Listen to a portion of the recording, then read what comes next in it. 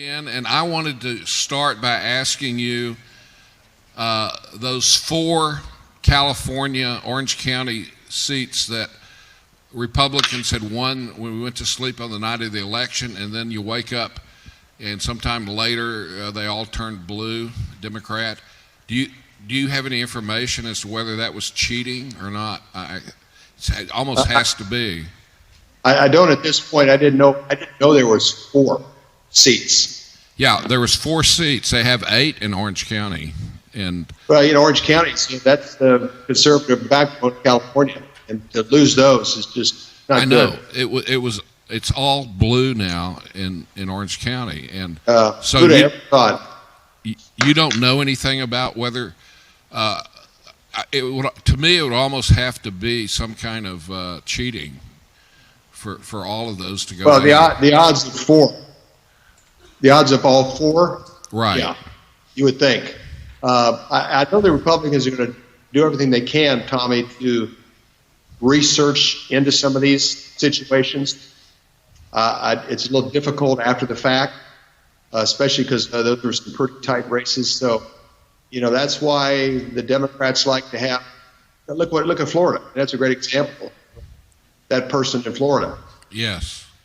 They like to have that influence. So I don't have anything at this point. What are you hearing, if anything, about these, just in the last couple of days, all the Israeli military stuff,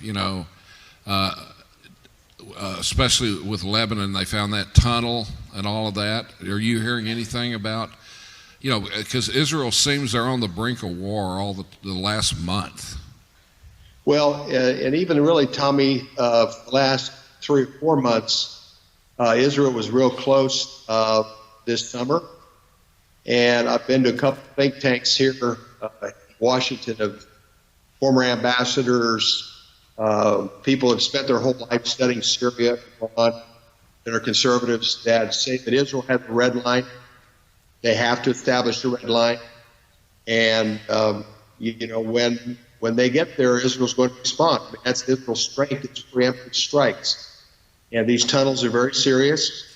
These are sophisticated tunnels. And the fact is they can bring in a lot of troops, a lot of Hezbollah soldiers through those tunnels and create havoc. Their plan would be to take over northern Israel. But according to a general about 3 or 4 years ago, in Israel, he says the next war that we have with Hezbollah, there will be areas in southern Lebanon that will be uninhabitable for 10 years. They're going to have to do that. Yes, because they have all those underground tunnels in Lebanon and everything. Those underground places that they stay.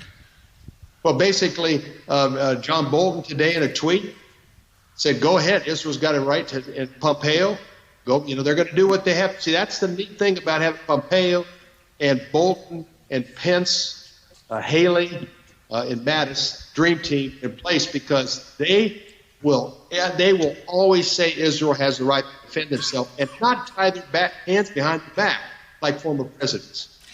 Who do you think is going to replace Haley? Well, I don't know yet. Some people thought the spokeswoman there at the State Department. Now I don't know if she's strong, but I don't know if she has the expertise she needs. Right. Okay. I mean, how do you fill Nikki Haley's shoes? I mean, what an amazing job. Yes, she has been. Hi, I'm David. Hello, David. Hey, I have 3 questions. The first is, you'd be a great White House correspondent. You always have a lot of questions. He's got to learn to interrupt people more if he's going to be a White House correspondent. That's probably true. and make sure I hang on the mic and not let him take it away, right? Dick Costa. But the first question is, we can struggle over it. Pretty simple. Will they be able to build the wall? Will Trump be able to deliver on that promise? What do people think? Well, they need to come up with the money pretty fast. Because with the House, with the Dems in charge of the House in the new term, I doubt if they'll be able to accomplish that. Do you think Trump would support any legislation to how do I put this, curtail social media manipulation?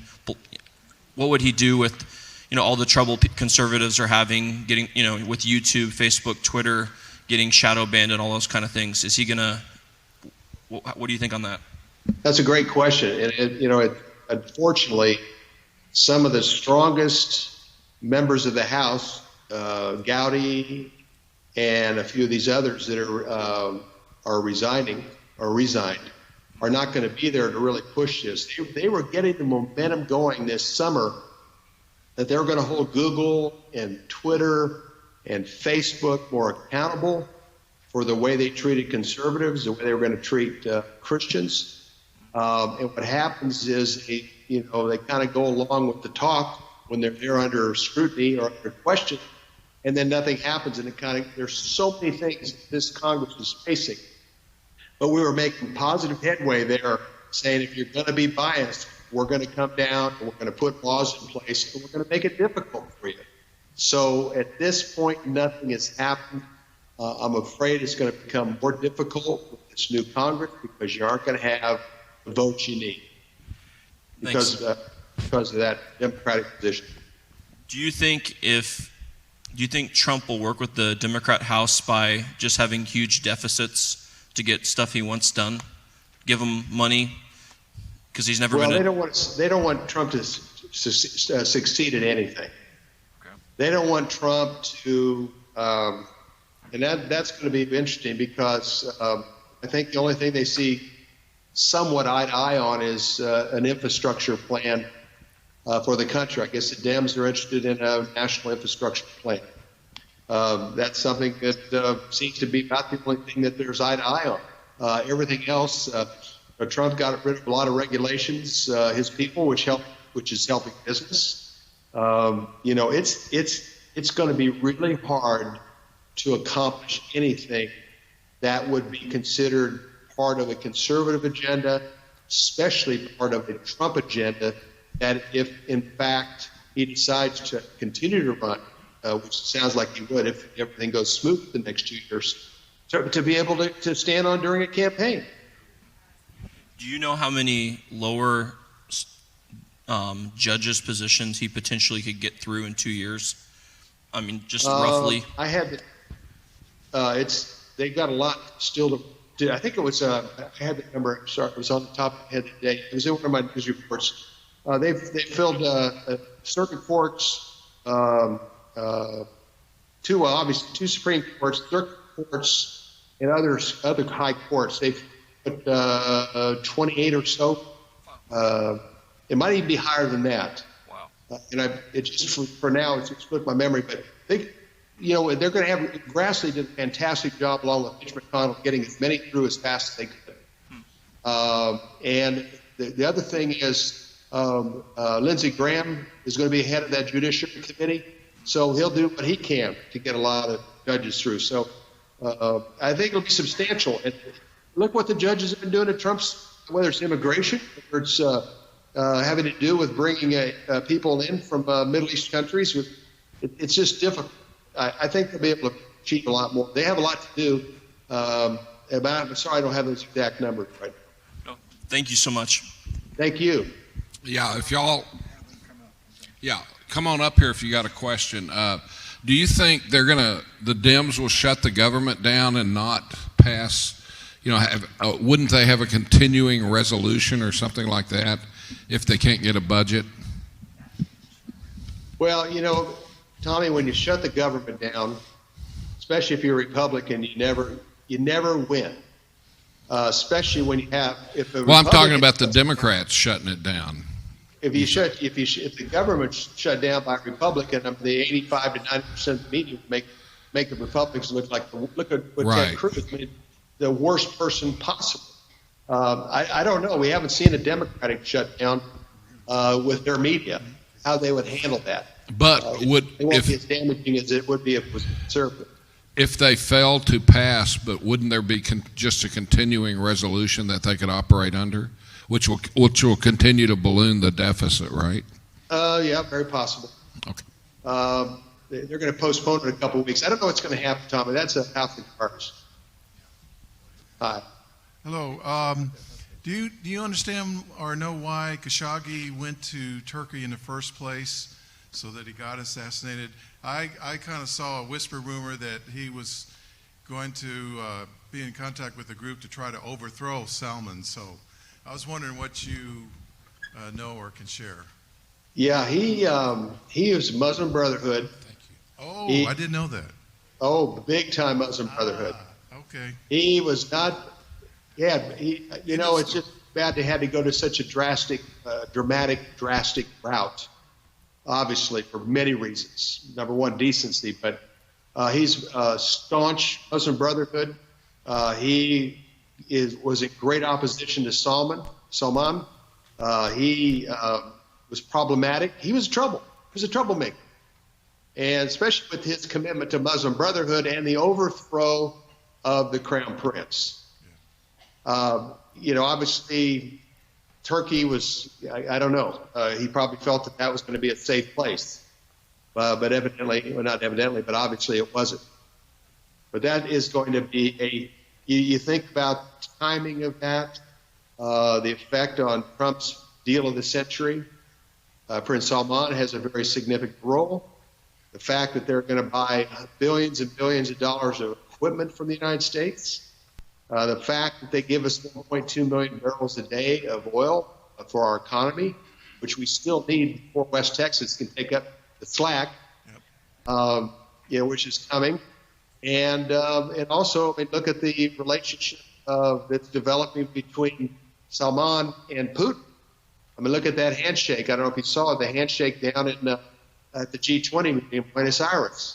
They couldn't be happier to see each other. That was right for the international media to see. So, very tough situation. Very tough. And the Senate, ball's in the Senate's hands right now. I don't know what they're going to do. It's the timing, first of all, it's sad it happened. Secondly, the timing forward. Okay, well, thanks. Understanding that he's Muslim Brotherhood, very committed. But yes, Rod, very committed. Hey, Bill, it's Scott. Hey, brother. How you doing? Good. I want to hear something about Gaza. When are they going to shut Gaza down? It could have happened a couple weeks ago. They're being careful right now because Israel doesn't want to get so committed to that conflict when I think the concern in Israel is, can Israel operate in Gaza and operate at the same time dealing with Hezbollah, Syria, and Iran in the north? So I think that they were it was getting to a point of no return, but at the same point, I think it was wise they didn't do anything at that time because they got a much bigger problem in the north. And these aren't little bitty rockets. This is what's happening in the north is very, very significant. 150,000 rockets. We're seeing weapons now that are much more capable missiles being deployed or attempted to be deployed in that area, Scott. So it's going to get, if I was a military leader, that's the area that I'd be most focused on. Keep an eye, obviously, in Gaza, but really keep an eye on the north. Yeah. Well, there's a lot of pressure now on Syria, as you just explained to us today, and can you say any more about the leadership in Syria? Well, the whole thing with the leadership, and it was interesting that a friend of mine with Al Arabiya, who is a Maronite Catholic from Lebanon, told me 7 years ago, I said, Pierre, how long will Assad be able to stay in power? Well, he said, they're going to overthrow him. I said, what do you mean? Look what just happened to Mubarak in Egypt. I said, look what's happening throughout the Middle East. He said, no. They won't overthrow him. I said, you got to be kidding. He said that the Alawites, which is a small, kind of a quasi-Shiite group in Syria, has covered him, protected him. And then when he was about ready to lose the war, Putin came in with his military a few summers back. And that, I think, 2015, 14, 15, when that happened, all of a sudden Assad became formidable. and all of a sudden he was thrown a lifeline and was able to survive. But the big problem, what Putin doesn't want is a leader of Syria that's a more radical Muslim that will threaten Georgia and former Soviet Union countries in the Caucasian Mountains. So he also likes those ports there in Tartus, Syria, bring more ships down to have a key position there. So, and it's also key to develop, he's saying, look how when Russia stands with you, we stand with you. And I'm going to be in office a long time, and Saudi Arabia, I'll be your friend. Iran, I'll be your friend. So he's very loyal to these countries, and that's what he's been after. Okay, thanks a lot. Regards to Claudia. Oh, you back. God bless, Scott. See you. Hello. The reason I'm up here is because I've been very curious. I know that Trump has enemies everywhere, and it's an amazing what he's up against, but I believe he has a hedge of protection over him. However, I know he has a peace plan that he's going to be announcing, and I'm very curious about what that might be, and if you have any idea what it might be, and also if he's aware of the implications for him personally and for our country of what his end game plan is for that. Very good question, very timely too. I wrote them in 2016, right after we took office. Let's see, it was September 2017, when he was about ready to get his peace plan. And I said, when we had Hurricane Harvey, Hurricane Irma, and Hurricane Marie hit the United States. But right after Harvey happened, Harvey developed as his son-in-law is doing secret meetings throughout the Middle East with the leader of Qatar, Saudi Arabia, United Arab Emirates, Jordan, Egypt. Those weren't as secretive. And Hurricane Harvey reestablished itself and became a monster hurricane. I document this in my updated Eye to Eye book. And a couple of weeks later, I wrote President Trump and said, President Trump, obviously you're one of the best friends Israel's ever had in the office, but don't give up that land. I work with Michelle Bachmann and others. Michelle's on the advisory committee, is don't give up that land. That's what his son-in-law has this comprehensive Middle East plan. It's outside the box. We have the biblical reason that land should not be given up for an Arab state, especially Judea, Samaria, and East Jerusalem. And that's what I told him. I said, don't give up that land. You don't have the right to do that. And then we had Florence this last year, and then also Michael. Right at the time the Trump administration is working on completing the plan to be given at the UN in September. And they stopped it. They didn't do it. And then they're going to do it right after the first of the year. Well, there's a chance Netanyahu is going to have to call early election. It might not be the prime minister. That hurts his plan. And then Prince Salman, he has a very significant role in bringing the other Sunni Arab countries to attempt to normalize relations with Israel for the sake of normalizing those relations. And if he's not in place, then the whole Trump Kushner plan goes up in smoke. But it was going to be very comprehensive. It was going to be a big, huge plan. They were going to have the Sunni Arab countries along with Israel. It was going to be a comprehensive Middle East plan, normalizing relations. But unfortunately, it was still going to have to do with land of Israel, God's Abraham covenant land. So there's a lot of out-of-the-box thinking in the plan. I don't have all of it, but it was going to be a plan like no other plan we've ever heard of. It was going to be big, comprehensive, and it was going to have most of the Sunni Arabs behind it. The only problem is they haven't been able to get the Palestinians on board. And they're at the point right now that might just blow the Palestinians off, say, forget it. We don't want to deal with you. So it was getting to that point. But this is a so-called deal of the century that he's attempting to put in place. And there just continues to be these postponements. So it'll be very interesting to see what happens in your hand. Thank you. Thank you. Hey, Bill, I'm going to ask you a question because we neglected to do this. Can you tell everybody here who you are, what your organization is, how to get your newsletter, all those kind of things, because a bunch of people have asked, and and we're sorry that we didn't introduce you properly. Okay, so Well, could you handle? thank you. So could you handle it, that for us, brother, and then we'll have some more questions. Okay, so just go ahead and tell everybody if you would, please. Thanks. 22 years ago, started a news service that focuses on world news from a biblical perspective. And we started there in Dallas. Our website address is watch.org. And our focus is obviously world news from a biblical perspective. Right after President Bush was elected, the Lord opened the door for me to start working out of the White House. And I have a hard pass. That's what Jim Acosta was fighting for. There's about 250 of us in the world that have a hard pass. The Lord opened the door for me to be there. A lot of the people in President Bush's White House were Christians, so I was able to get my pass. It's very smoothly. It took about 6 months to go through all the background check. So I have literally been working in and out of the White House, go to press briefings, press conferences. I traveled with President Bush to Israel, the Middle East, 5 Middle Eastern countries in Israel in 2008. I was in Israel on President Trump's first trip to Israel, and then the Vatican with him, and then went to NATO.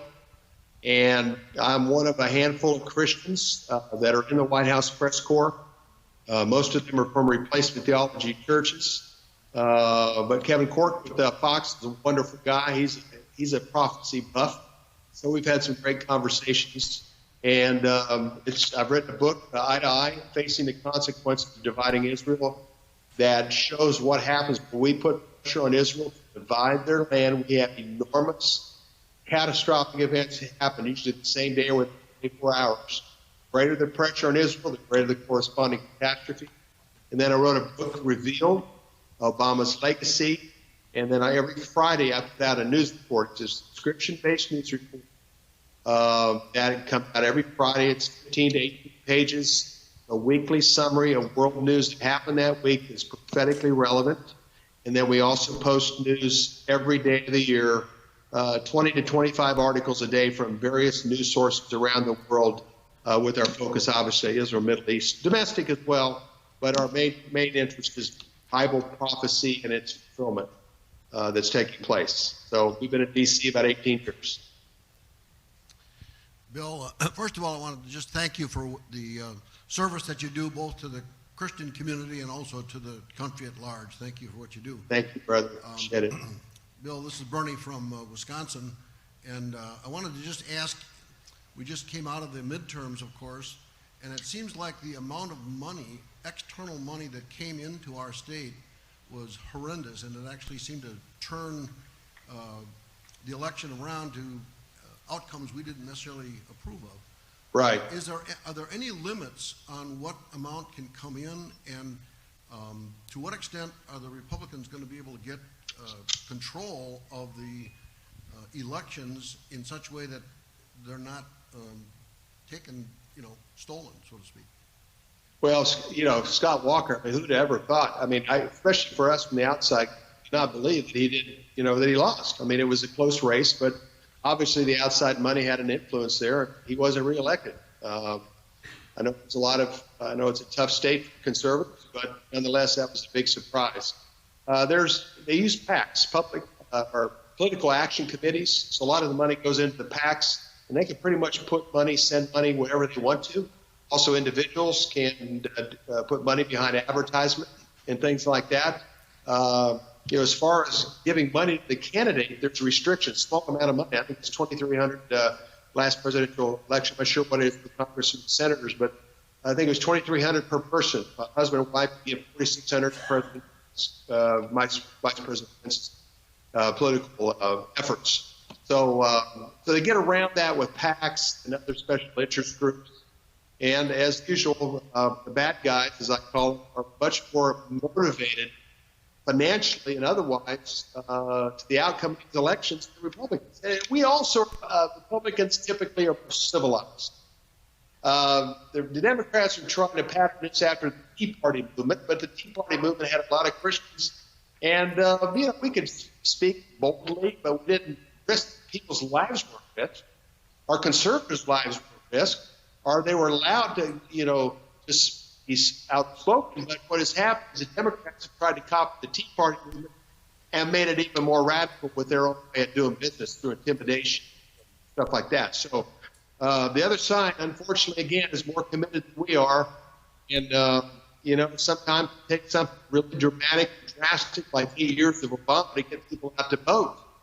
But the Democrats have really figured out how to turn the vote out and did a good job with Trump and Pence, but I think a lot of that had to do with Hillary Clinton being the candidate. And one other thing on the 2020 election, the Democrats have a weak bench. They really don't have anybody that is that strong of a candidate. So if God willing, Trump will be able to survive the next 2 years. He intends to run again, and he'll be successful. But nonetheless, that's one thing working to the advantage of the Republicans right now. The Democrats have a weak bench, and most of their candidates are very progressive. One other question, and that would be, could you tell us about your knowledge of Bible studies and or prayer meetings that might happen in and around the White House? Yes, Ralph Dollinger, former basketball player, supposedly is doing some Bible studies. There's been some other Christian ladies that have given some messages. Sarah Huckabee Sanders is a really strong believer.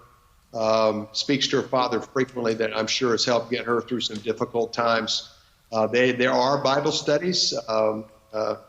President Trump's wife, Melania, seems to be open to it. She's even dictated the Lord's Prayer in an event in Florida.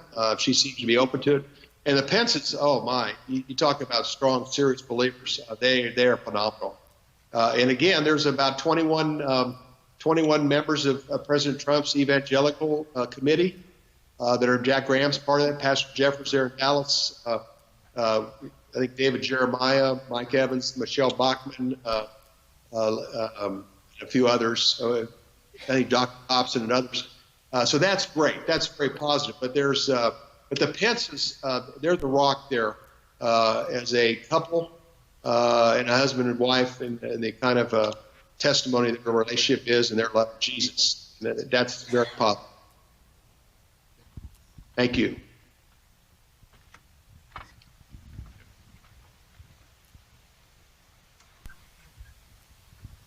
Thank you, Bill. Would you please comment on the status of the Attorney General situation and also declassification of information? Well, I think declassification is going to be part of President Trump's aggressive response to the Mueller efforts. Tonight, I talked to Tom just before we came back on here. Mueller has congratulated Flynn. Congratulate might not be the right word. Complimented Flynn on being very helpful, very cooperative, and his recommendation was little or no time at all. So what's that mean? How did Mike Flynn? Flynn's a loyal man. I think that hopefully, it's been an unfortunate situation with General Flynn, as well as other people that have had to deal with it. Ken Starr was, as I mentioned earlier, Ken Starr was on. I don't know what they have. It certainly isn't about collusion. I don't know where they're going with this. But anyhow, not to get in that, I think that as far as the Attorney General, I have no idea what the after that would be. Fortunately, they go to the Senate. The Senate approves it. So President Trump has a good Senate base right now. I'm not sure. It's going to be a difficult time to be Attorney General. And I know that it's part of the disaster. It's, first of all, the FISA, the FISA courts, let me put it this way.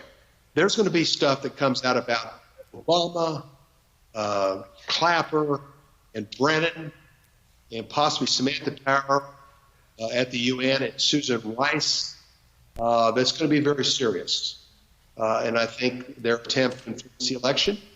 The second thing, I think that there's going to be about the Clintons and their quid pro quo relationship with the Russians over the Uranium One deal.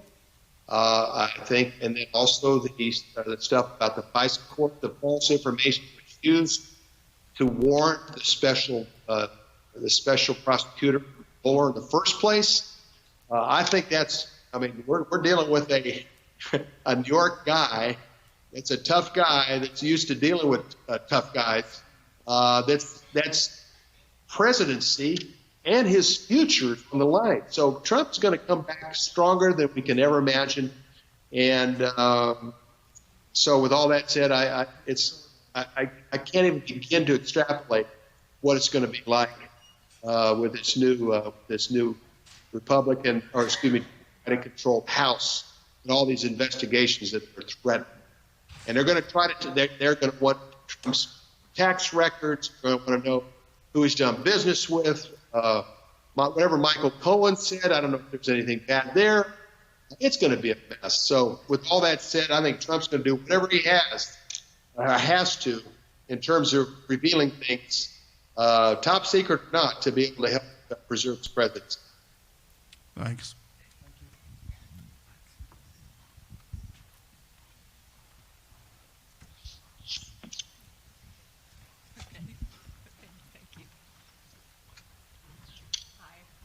Hi. I have a couple questions, a couple different topics.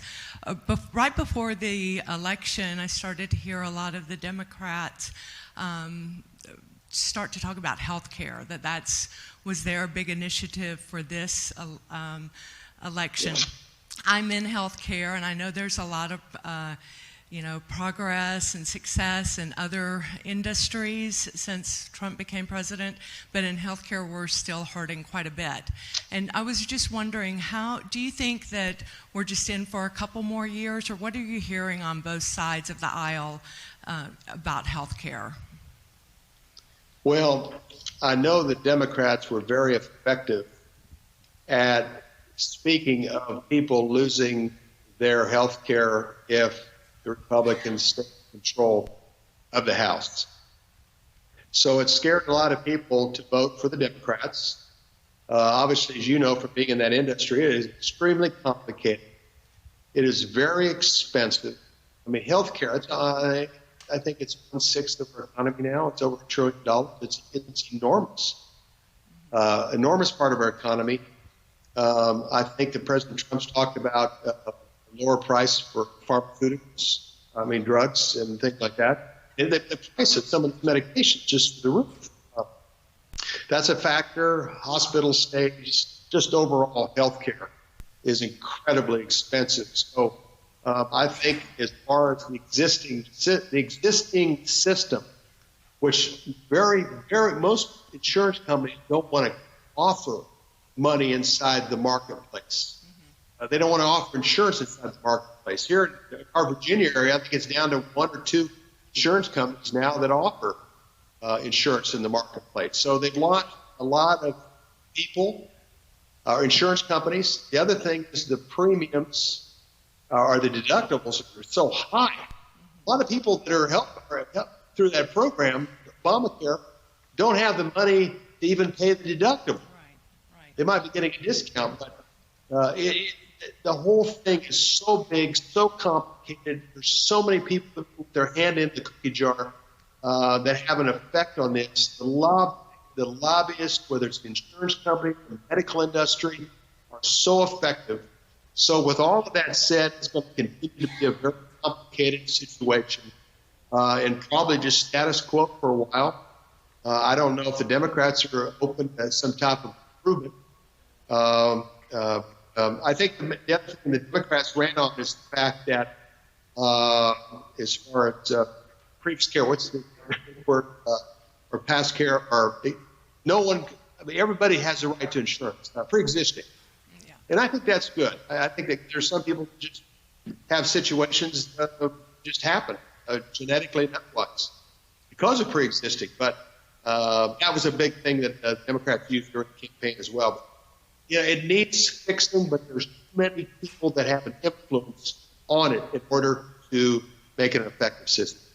Okay. My other question is, do you think that there's so much hatred from the Democratic side of the aisle toward Trump that they would jeopardize as the people are coming up from South America into Central America and now are coming out to the border, would they be willing to jeopardize our safety just out of their disdain for Trump?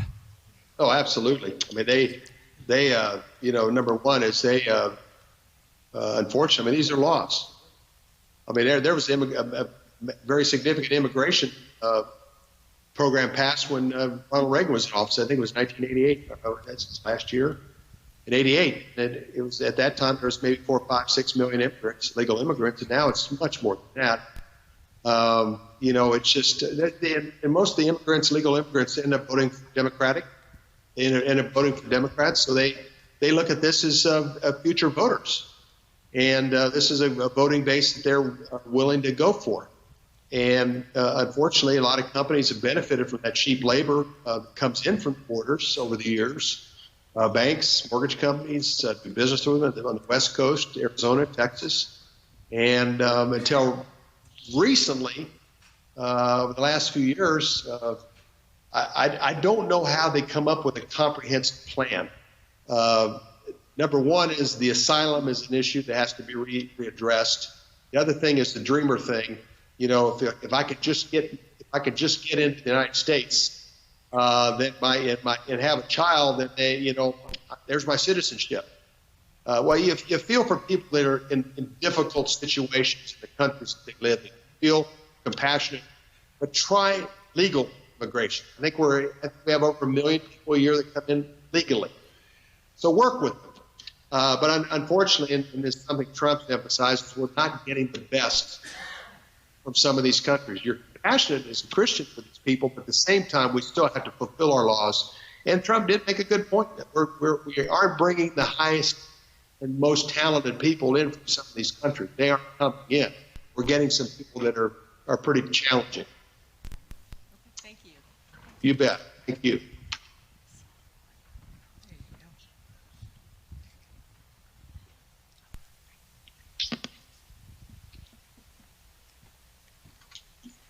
Hi there, Mr. Koenig. How are you? Hi. This is so fun. I love it. Thank you. I appreciate it. Thanks a lot. It's not my question. My brother in Montana, he's sitting up in Helena, Montana, and I said, we're sitting here talking with Bill Koenig. He said, I got a question for him. So he wants to know how you function with all of the mainstream media bias against conservative Christians. It's been really tough, Rebecca. It's really tough. You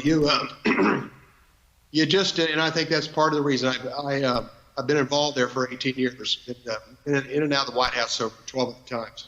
You develop friendships with people in the media. You talk to them about their faith, about Jesus. You stay local. I've done it on purpose because I can operate a lot more effectively behind the scenes with people, developing relationships and finding out a lot of things. And getting involved with some of the silly questions asked of our press secretary. But I enjoy being at the White House, or can go to the State Department. I go to a lot of think tank meetings because of the White House press pass, and I'm going into meetings where we have scholars that have studied Israel their life, or Syria, or Iran. I mean, their whole life is studying these areas in the Middle East. You get a perspective that you wouldn't have in other places. Just because they're here. All the big think tanks here in Washington, go to even Council on Foreign Relations, the CFR, Brookings, Carnegie, Middle East Forum. A lot of them I go to just so I can get the other side to stories. The guy I mentioned with Al Arabiya, a great guy, a wonderful guy. He's works for Al Arabiya, which is funded by the Saudis. I got to know the Al Jazeera. I'm working with Al Hurra, which is the State Department a media that counters Al Jazeera. So I get their perspectives. In Turkey, there's a couple really nice correspondents in Turkey. And I would say in a lot of ways, my best friends in the White House press corps are from the Middle East, and they're really nice people. So it's been difficult. I didn't know if I could Obama got elected. I just didn't know if I was going to be able to hang in there, because it was just, I couldn't believe it. It was a bad day. But my mother, my wife said, you need to stay in them. You need to stay in because God's going to use you there, and he certainly has. And I wrote a book about what I saw revealed about his legacy. And I've had people on both sides of the aisle read it. It says, very fair. You did a really good job. It's very fair. So, and a couple of national Christian leaders said, Bill, I'm so glad you wrote that, because we would have never known these things were happening if we hadn't written the book. Right. So I do a lot of behind the scenes stuff. I speak to audiences about what I see, and at the same time, actually, I have a press credentials in Israel. I can go to NATO. I can go almost anywhere because of being at the White House, because of being one of the 250 people that have a hard pass. I can pretty much go anywhere with that pass, and I've really been blessed by that. It's probably being at the White House, being part of the White House, part of these important meetings is really great, really helpful. But the access that I have to other places is extremely beneficial to the work that I do as a Christian that God has placed there to be his eyes. Awesome. Well, God bless you, Bill. Thank you. Thank you so much, Rebecca. God bless. Thanks.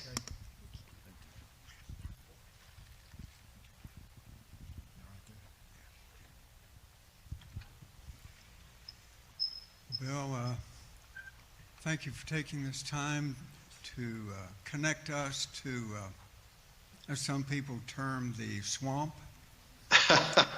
That's a nice term. And I'll explain in a moment why I sometimes call it the septic tank.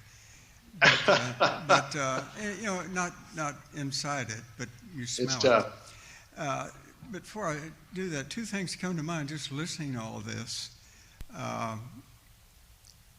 First is a quote from an early 20th century American humorist by the name of Will Rogers. He said, let us be thankful that we don't get all the government we pay for. Now, I'm old, but I didn't hear him say that, but I read it. He's a wise man, anyways. Yeah. But the other thing is, when I hear all this, it's very much a reminder that our God is sovereign. Amen. Amen. And we have a tendency to fret. That doesn't mean we deny reality. But, and I'll explain why I'm saying this. Years ago, I was the chairman of a National Political Action Committee. I know Washington. I know what it's really like. I know how intoxicating it is for people who don't have Christ. And I learned right away from mentors like Russell Long. I date myself. But the thing that came out of all that was the Lord was using this to show me the futility of man attempting to build heaven on earth. It's not going to work, never has worked, and it won't work. So that is a preamble, 45-minute introduction and 3-point sermon here. But the where I'm going with this is I'm the Vietnam generation. If their mouth is moving, they're lying. Is what we grew up with, and basically true. Weapons of mass destruction, all these things. Endless wars, wars of an empire, a collapsing empire. And I won't get into the particulars of Mackinder and the Wolfowitz doctrine and the full spectrum dominance. But here's finally the question. You're a patient man. And it has to do with foreign policy. And I want to ask the question by building an example on a personal level.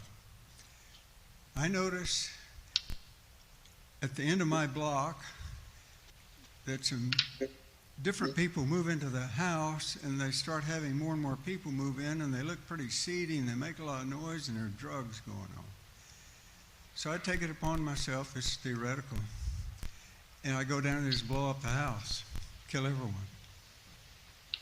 So I saw a trend line, they're evil, You know where I'm going with this. The law would not take kind to my determination that they needed to be exterminated because they were made in God's image in the first place. Right. Even the Iranians are made in God's image. Never let us forget that. So how do you connect the foreign policy of the United States? Not, you know, I'm beyond politics, okay? And I'm not criticizing your statement, but I'm using it as a trigger point. MBS, Mohammed bin Salman, needs to be replaced. Right. That's right. Okay, that's a policy of the United States because we determine he doesn't meet our standards or whatever, or he's evil, which he is, I suppose. So by what legal and ultimately before the throne of the judge of the universe, Genesis 18:25, do we as a nation, I shouldn't use the first person plural, does the nation of America have a right to go and take someone from life to death? That's the question. Could you rephrase your question? Yes, we've been in court actions before, haven't we? The question is, on a foreign policy basis, exerting what we think to be right, and I would like to think it is, upon other nations who don't agree with what we think is right. Well, here's the thing. You know, and sorry to interrupt, but I understand what you're saying, and I think that's we've had that moral compass in America for so long. We stood for what's right and wrong. It hasn't been perfect. There's been mistakes made throughout history. Unfortunately, there's been a lot of compromise in the Middle East. I mean, one day we're standing with Saddam against Iran, and then we're taking Saddam down. One day we're supporting the Shah of Iran, and Jimmy Carter's convinced that Khomeini's going to be great for that country. So all of a sudden, the Shah's overthrown, and Khomeini ends up being a problem. Bin Laden supposedly was doing some work for us in Afghanistan, but you know, for the CIA, and then he's one behind the 9/11 terror events, and that's the problem in dealing with the Middle East. As you know, if you compromise morally, you're going to pay a price at some point, whether it's soon or later, or when you're accountable to the God of Israel. There's going to be consequences, and as much as I appreciate the Bushes and the type of people they are and the decent people they are, you know, they have a long time tight relationship with the Saudi royal family. And then George Herbert Walker Bush goes in to deal with Iraq when they were going into Kuwait. And so what happened is shortstop was ready to go in and take down Saddam. Dick Cheney and Colin Powell are meeting with President Bush and saying, Powell says no. Dick Cheney says, no, we need to take Saddam down now. We need to take him down. And Powell says, no, I don't agree with that. So they left the White House. Powell circled back around, he turned back and convinced President Bush not to go down and take Saddam Hussein. And then we had 9/11. So when I look at all these events, these are prophetic pieces that fall in place. Just think of Ross Perot. I'm still convinced, I'm hearing a lot more of it the last couple of days. Just think if Ross Perot had not ran against George Bush, Bill Clinton might not have been president at that time. And there's a chance George W. Bush might not have become president if his father won again, and then Clinton would have ran. It might have been Clinton against George W. Bush. Or just think of the tight race between Bush and Gore down to a few hundred votes in Florida. You know, and the timing, Obama's ended up becoming president in a lot of ways because of Bush's war with Iraq and Afghanistan. And he ran on that. And so Obama ends up being president for 8 years. He cuts the deal with Iran. It's a bad nuclear because they had no legacy after all this effort in the Middle East. Dick Cheney says our Arab allies in the Middle East don't trust him, and they don't fear him. Allies and otherwise, or the enemies. Actually, that's what I'm talking about. The enemies. The enemies of us in the Middle East don't trust Obama, they don't fear him. And now we have Trump, who they do fear. So, when I look at all of these events and all these relationships in the Middle East, prophetically, God puts all the pieces together. Jerusalem, Israel continue to be the timepiece, but in terms of everything falling into place, Reagan had a role, Carter had a role, George Herbert Walker started the peace process. His son's the one that coined the term two states side by side in peace and security. So with all of that said, these relationships are difficult. It's going to be very interesting to see what the United States does. The people that stand on moral ground saying that what Prince Solomon did in Turkey is wrong, it should affect our relationship, and I think they've got the upper hand right now. Let's put President Trump, Mike Pompeo, and Mattis, and Secretary Mattis in a difficult situation. So I just want to give a little history there, the relationships that we had in the Middle East, and most importantly, God's prophetic role. We're using American presidents for his prophetic role of fulfillment of Bible prophecy that will lead to Jesus Christ's return for us and his eventual second coming.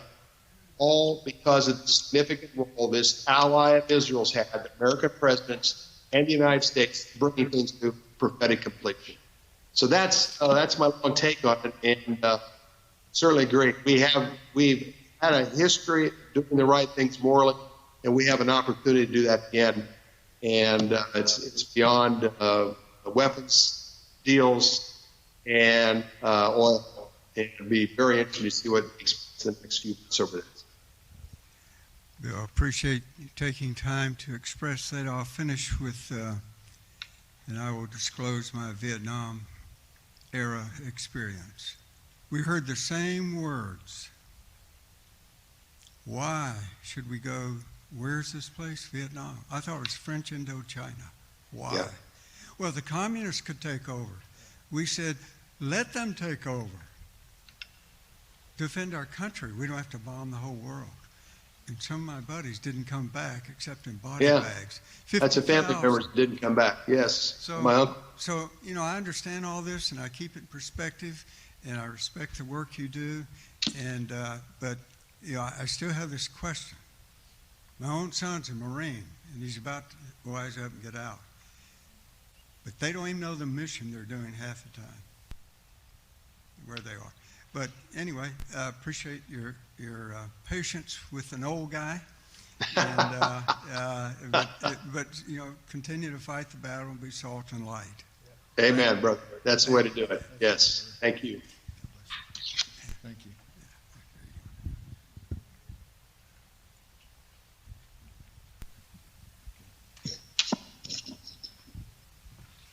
Hi, Bill. Glad to have you here. Thank you, David. I've got a little bit, I guess, more off-the-wall type of question. I've been looking at birth rates in a number of countries and following various countries' national news concerning that. And especially with China, Japan, Western Europe, even the United States, birth rate is too low to sustain, but we do have a lot of immigration, which the other countries don't. Right. Is there any talk in Washington about that, and how just the aging populations can't be supported by the younger people, and how that might affect alliances and people, regimes kind of going crazy, and without doubt. Without doubt. I mean, one problem. I mean, Merkel, Germany. I think it's 1.4 children per family. Might be 1.6. They're not producing enough. I think it needs to be over two or better. And Merkel came up with this idea. Well, we'll just let these million Muslim immigrants into Germany. That'll fill our problem. Just like we used the East Germans, where she was from. We used the East Germans from East Berlin and East Germany to help this incredible economy of Germany. It's a vibrant industrial economy of Germany. So the workforce from East Germany, East Berlin, Let's just let the Muslims in. It's been a disaster. It's been a total disaster. The other problem is Russia has the same problem. Russia is supposed by 2030 for half the military will be Muslims by 2030. Huge problem there. The ones that are having children right now are Muslims, are Arabs and Muslims that are, I think it's over 30 million right now in Europe. Same thing, it's multicultural. It failed in Britain. Britain's a disaster. You got France, a big problem. A lot of the riots come from Muslims. It's a big problem. In China, what was it? Just a male? Let's just have males. Let's just produce male. Well, supposedly that one male plant or one child plant might not have all of the story accurate, but one child plant been failure, and that one, if you're going to have a child, we want it to be a male. Supposedly they're reworking that right now. Then you have countries like India that's over 1.3 billion people. Poverty there is just horrible in India. So with all that said, is unfortunately the mass population centers, most of their people are not very productive. And then you have productive Western economies like in Europe. I don't know what ours is here in the United States, but it's not great. It needs to be higher. The Western countries, I mean, that's why the big point here is we've aborted 55 million children in their mother's womb since Roe versus Wade. That could have been a lot of people, obviously not all being productive people, but could have had a lot of those people could have been productive with the right environment, right circumstance, right education to be productive parts of society. So what do we have? Well, we're bringing in over 1 million legally a year. And then who knows the total is as far as illegal immigration, and we have a huge problem in America culturally because of this. So because of our sin and manipulation and our materialism, especially Western countries that are not for material living and having a family and having 3, 4, 5 kids. And plus, as you know, here in America, we have over 50% of the newborn are from homes that's out of wedlock, childbirth. The parents aren't even married. And that's a disaster. So it's catching up with us. And we're going to pay a price from this point forward unless there's some dramatic change. And you can't change it that quick in order to make a difference. So we've got a big problem, big demographic issue all over the world. Thank you. Thank you.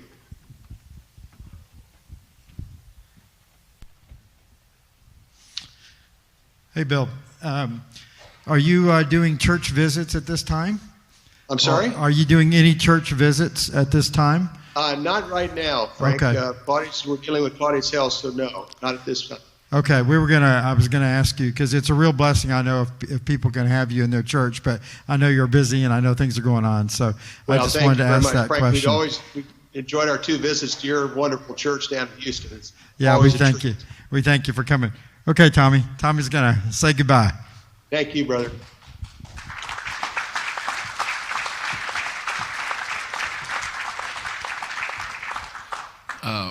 Before we close, where did Cain get his wife? What was that, Tommy? Where did Cain get his wife? That's a good answer. Okay. Well, thank you very much. Email me your mailing address, please. Okay. Thank you. Tommy, what a treat. Thank you all for being here tonight and for making this possible. Well, it was great to have you. We don't know what we would have done without you. Well, God bless you, Tommy. As always, you're looking great. I'm glad you're doing better, brother. Thank you. Bye-bye. You bet. Y'all take care. Okay.